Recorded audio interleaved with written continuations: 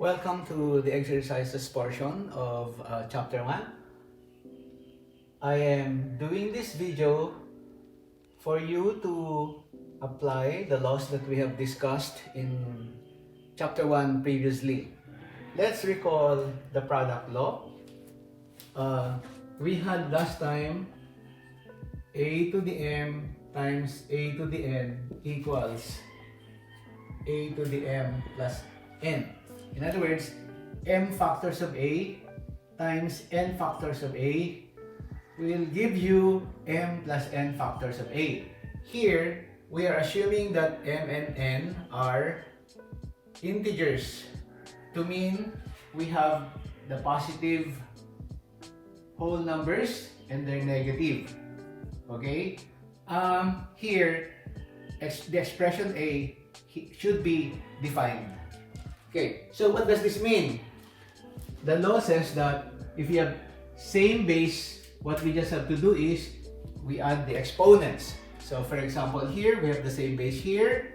So there will be 10 factors of x and 15 factors of x will give me just 10 plus 15, or there will be 25 factors of x.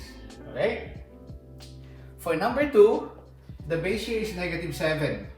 And we have a negative 7 here, we have a negative 7 there.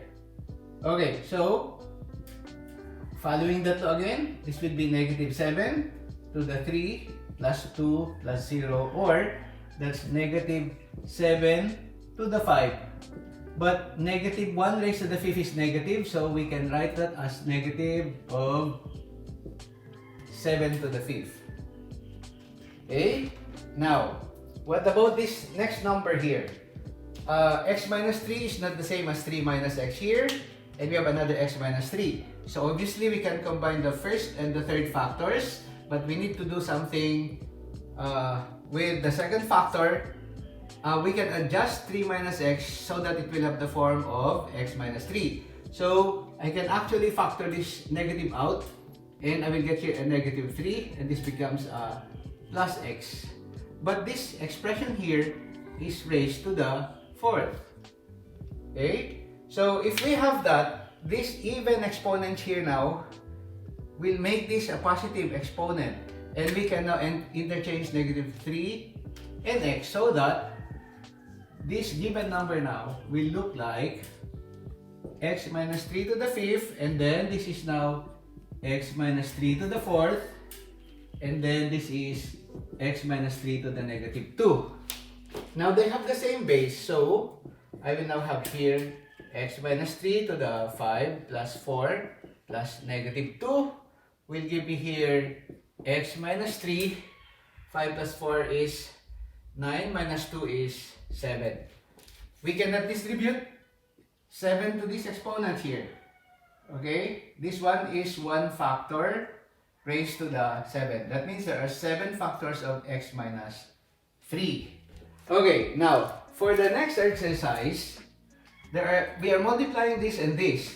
If you will notice, we can actually apply associative property of multiplication so that I can group all the constants together. So that's 2 times 3, and then the variables together, and I'll get this.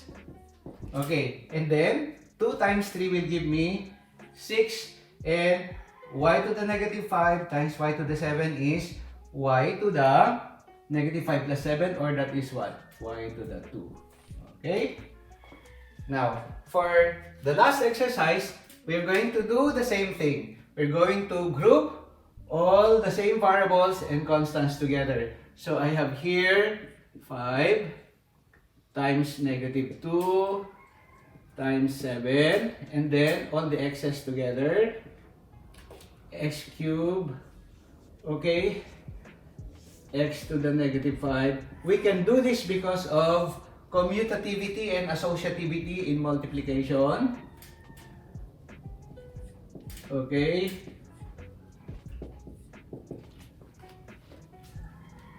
Okay, let's see. We commuted, that means we changed positions. And then we associated, we grouped.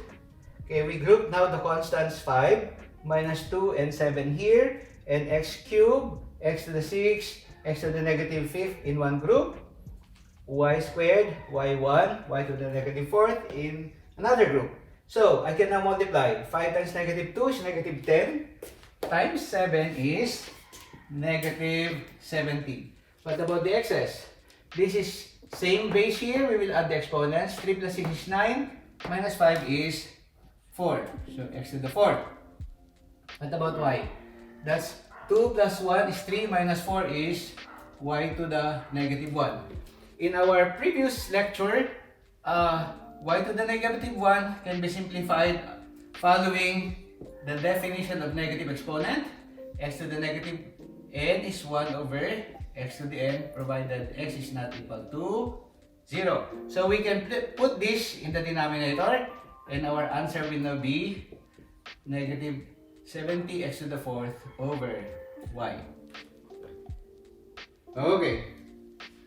So that's the product law. Same base, we add the exponents. What we just introduced here was the associativity and commutative property of multiplication.